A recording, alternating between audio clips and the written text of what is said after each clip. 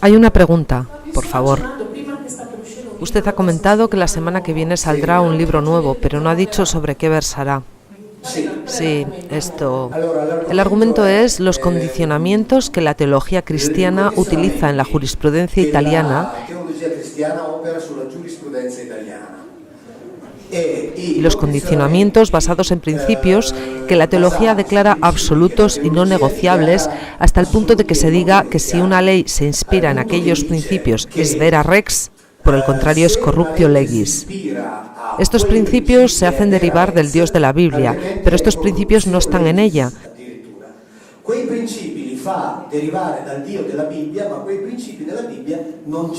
La docente de filosofía del derecho hace su parte, donde explica todas estas cosas, docente de filosofía del derecho en la Universidad de Milán Bicocca, Comunión y Liberación. Yo explico y documento que estos principios en la Biblia no están. El título es La Biblia nunca lo dijo y el subtítulo es ¿Por qué la ley de Dios no debe convertirse en la ley de los hombres?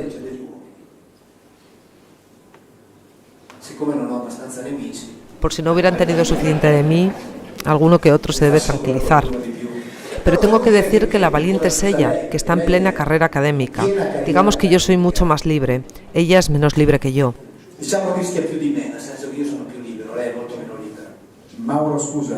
Mauro, perdona. Hay una pregunta por parte de nuestro Max. Antes ha dicho que en un cierto momento de la historia se ha comenzado a hablar de espiritualidad, ¿no? La noche anterior no estuve.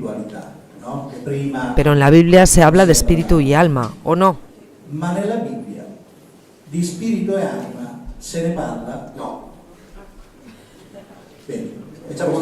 Le hago responder a la Biblia.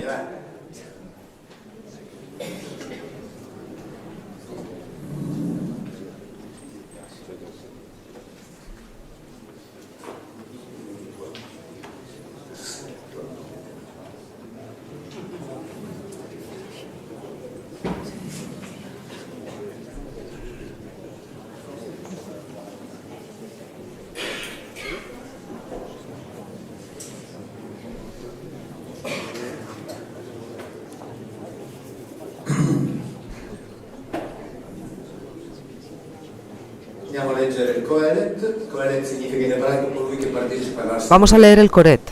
Coret significa en hebreo el que participa en la asamblea, que está en la Biblia en el 3:19. De hecho, la suerte de los hombres es la misma que la de los animales. Como mueren estos, así mueren aquellos. Ambos tienen el mismo aliento vital, respiran igual, sin que el ser humano tenga ventaja respecto a los animales. Unos y otros son la misma humanidad y van todos hacia el mismo lugar, porque todo es vanidad. Uno dice, no es posible, pero el alma existe. Muy bien. Quien ha escrito esto tal vez es un ignorante que no sabe que el alma existe, pero en la Biblia está escrito esto. Y para la Iglesia, la Biblia es el libro inspirado por Dios. O sea, a Dios se le ha olvidado el alma aquí.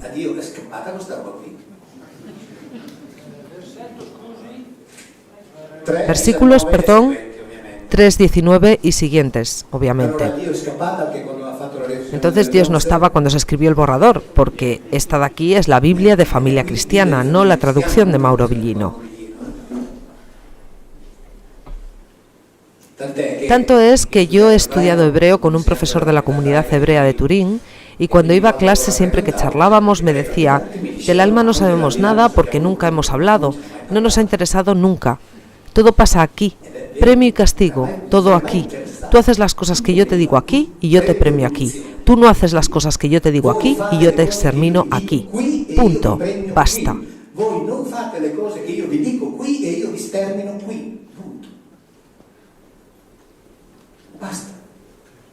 Y cuando se dice que los hombres son como los animales,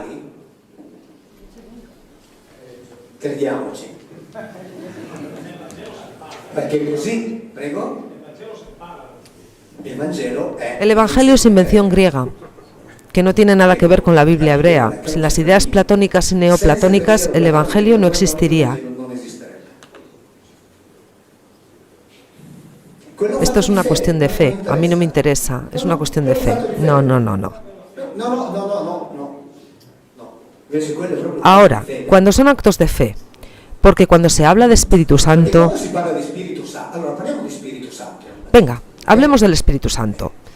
Bien, si leéis la obra del jesuita Jean Danielou, cardenal académico de Francia, docente de teología que ha dirigido un estudio extensísimo, exactísimo, sobre la figura de Gabriel, sobre la figura cristiana del Espíritu Santo, en su libro escribe que no se trata de interpretaciones, pero todos los estudios, y usa ese término, imponen saber que Espíritu Santo no es otra cosa que la transposición cristiana del Gabriel del Antiguo Testamento. Che Spirito Santo altro non è che la trasposizione cristiana del Gabriele antico testamentario.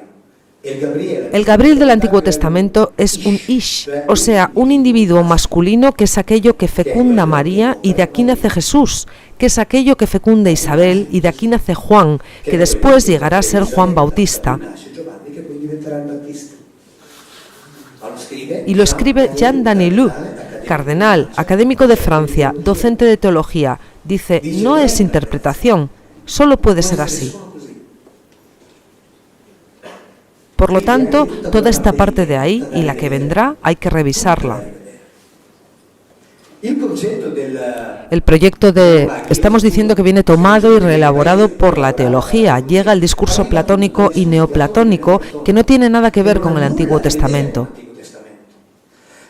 Tanto es que la Iglesia Católica siempre ha estado abandonándolo lentamente y cada vez más rápidamente, porque no hay forma de sostenerlo. Y por eso me agarro al Antiguo Testamento, porque es lo único que queda.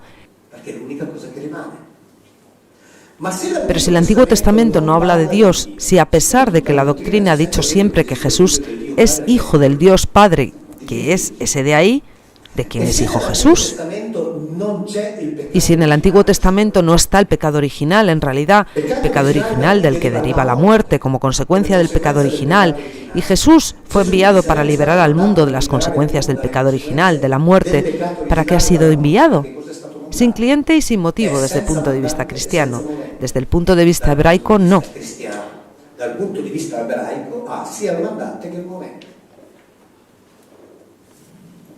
Pero mira, ellos, los hebreos, al que lo envía lo llaman él, que es singular de Elohim. Pero que no es verdadero porque él dice a él, al Padre, no lo ha visto nunca nadie. Y a este de aquí, Yahvé, lo ha visto un montón de gente. La pregunta. Sí, es el jefe de los Elohim. Esto como cuando la señora decía, cuando el Altísimo distribuía, y aquí en hebreo es Elohim, que se traduce como Altísimo, pero no significa Altísimo, significa solo aquello que está encima, no es el Dios absoluto.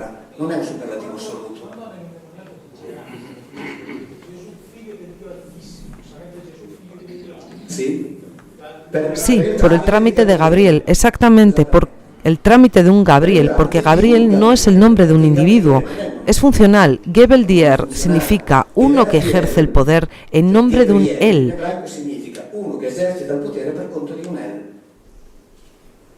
Por lo tanto, no es el nombre de uno, es una jerarquía militar, podríamos decir, coronel, mayor, lo que queramos. Un Gabriel es alguien que ocupa un alto grado y que se acuesta con la compañera de otro. ¿Me explico?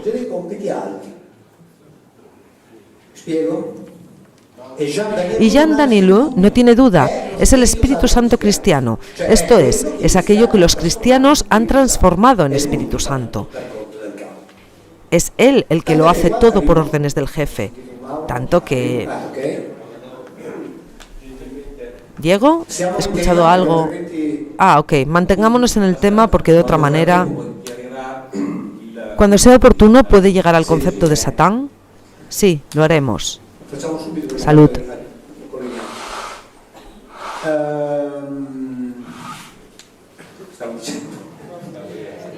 Gabriel. Sí, es cierto, eso quería decir. Cuando Gabriel va a visitar a Daniel, al profeta Daniel, en el Antiguo Testamento, Daniel dice, vi llegar un Ish. Es decir, ve llegar un individuo masculino. En la Biblia que tenéis en casa está escrito volando con ligereza. En la Biblia hebraica está escrito llegó muy cansado, fatigado. Yo lo veo llegando sudado. C'è scritto arrivò essendo affaticato di fatica. Cioè io me lo vedo che arrivo sudato. Ok? Questa roba qui è scritta nei dizionari. Esto que acabo de decir está escrito en el diccionario de etimología publicado por la Universidad de Haifa. No es traducción mía. Solo hace falta mirarla y uno entiende que llegó agotado, no volando con ligereza. Pero como para la teología cristiana Gabriel es un ángel, debe llegar volando. Pero no es así. En hebreo dice que llegó fatigado. Punto. No es interpretación, es leer lo que está escrito.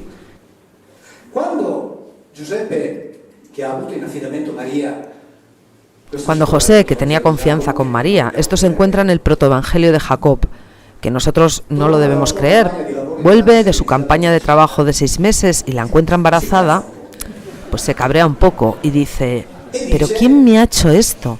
¿Qué le voy a decir yo ahora a mi jefe que me la ha dejado virgen y yo se la devuelvo embarazada?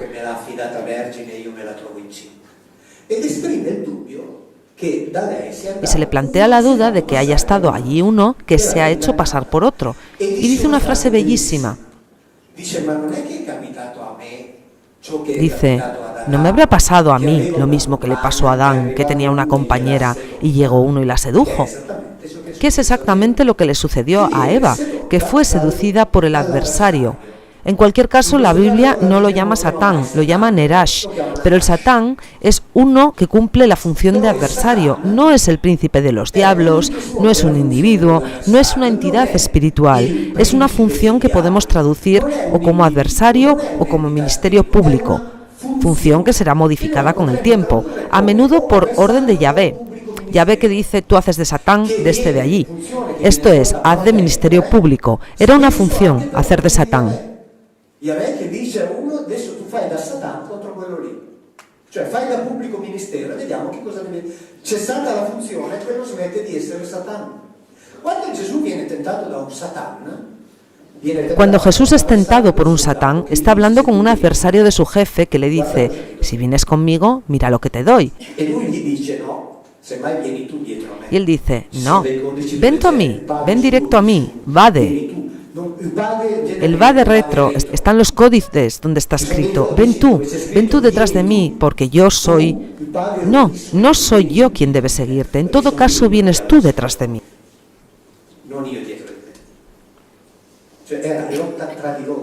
Esto es, era una pelea por el poder, y Jesús era uno de los personajes, como un montón de otros antes y después.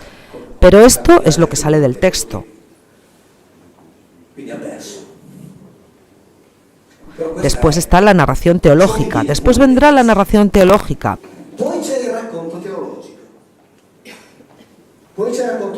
Pero cuando antes de Jesús, Juan Bautista predicaba en el Jordán, predicaba el bautismo para la remisión de los pecados. Ahora en el mundo hebraico el concepto de pecado no está. En el mundo hebraico solo Dios puede redimir los pecados. En el mundo cristiano el pecado se redime por medio de la confesión. Han inventado el sistema de declaración más eficaz que ha existido nunca en la historia de la humanidad.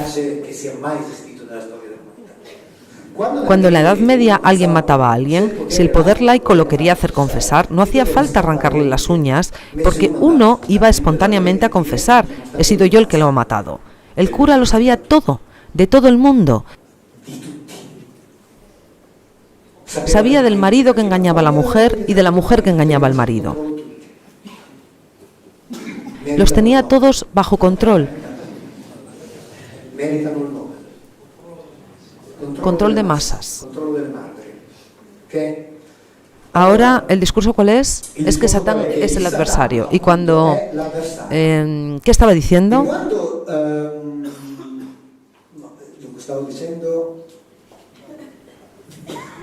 ¿Queréis decir otra? ¿Perdón? Perfecto, justo, eso, gracias. Cuando José recuerda aquello, entre tanto, hay que entender que en el tiempo de Jesús pensaban, era evidente, de dominio común, que Eva había sido seducida por otro, por un adversario.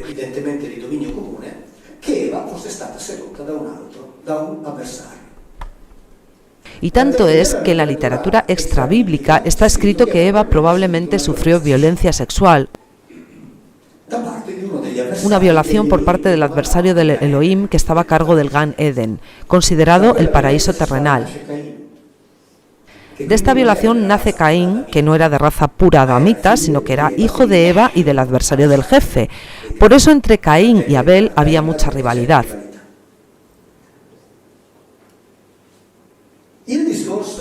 El discurso de Caín es un discurso interesante también por el hecho relativo a las ofrendas que realizaba.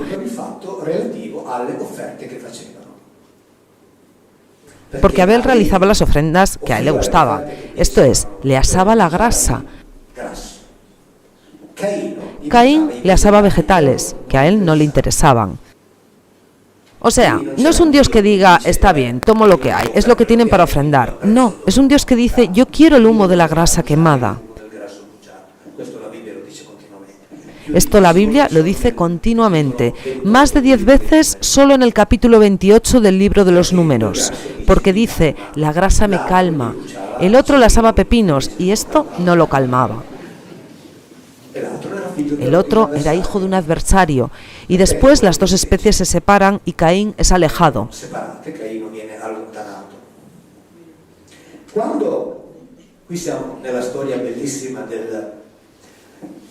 Cuando aquí estamos en la bellísima historia de la creación, se puede decir de Adán y Eva, y cuando nos encontremos en el problema del pecado.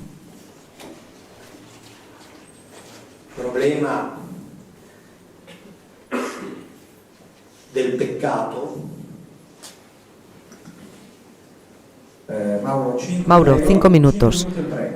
Sí, ok, guarda, appena trovo questo. Sí, espera, ahora encuentro esto.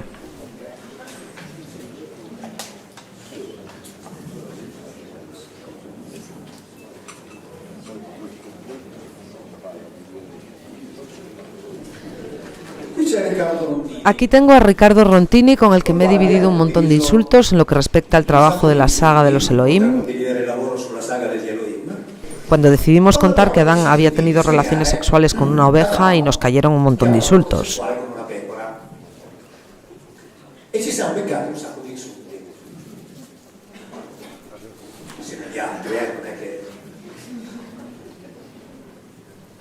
La Biblia dice que Dios omnipotente toma al Adán y lo coloca en el Gan Eden.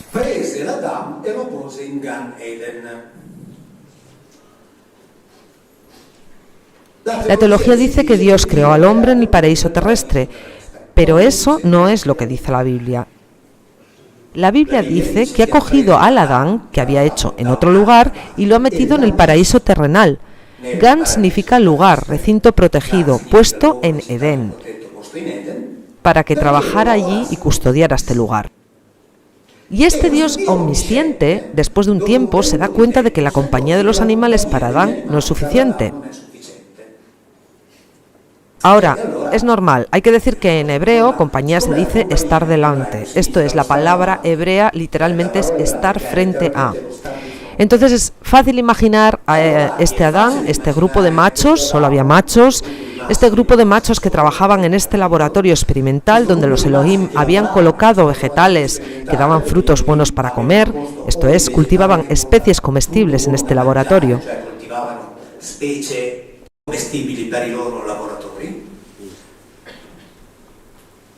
Ahora es natural, normal, pensar que Adán hubiera tenido relaciones sexuales con los animales con los que convivía. Insultos, pero increíbles. Pero Ricardo y yo hemos sido buenísimos. Los rabinos, mirad lo que escriben. Adán había tenido sexo con todos los animales, pero no estuvo satisfecho hasta que se unió a Hawá.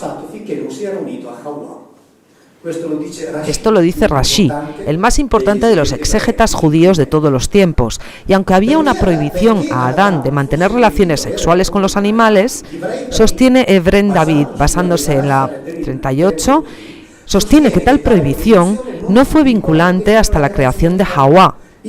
Ricardo y yo hemos sido buenísimos, porque hemos mencionado solo a la oveja. Y por esto nos han caído un montón de insultos en un montón de publicaciones. Pero insulten a estos, por favor, si hay valor para hacerlo. Aquí. Está claro en la Biblia. Dios se acuerda después de meses de que los animales no bastan. El Dios omnisciente, después de meses. La muerte como consecuencia del pecado. Terminamos con el asunto de la oveja. Terminemos con esto así. No, disegna Riccardo, non io. Se disegno io non si capisce neanche che sia una pelo. Lui scrive l'altro disegno, così si dividono La muerte de los adamitas no es una maldición, como se ha contado, sino la consecuencia normal de la naturaleza del hombre. De hecho, si provenía de la tierra, es natural que el tiempo, la edad, el deterioro, lo reconduzca a lo mismo. Es natural que el tiempo, la edad y el deterioramiento lo riconducessero alle sue origini. Así que no es efecto del pecado original, que no existe, luego hablamos de ello. Pero una última cosa para aquellos que dicen que Villino se inventa las traducciones. Quien haya leído, no sé, tal vez en el 2012, no recuerdo en qué libro lo he escrito, que el término que viene traducido como costilla, seraf, en realidad significa parte lateral curva. Seguro que hay alguien que lo recuerda. El significado de esta palabra en hebreo es lado flanco. Exactamente lo que yo he escrito en el 2012 o 2014. Exactamente lo mismo. La costilla no está.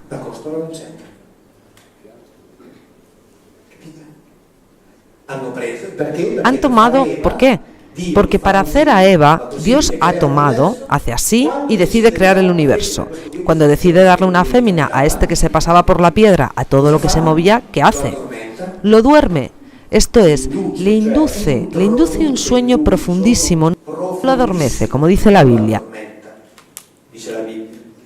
Le toma algo del lado flanco, parte lateral curva.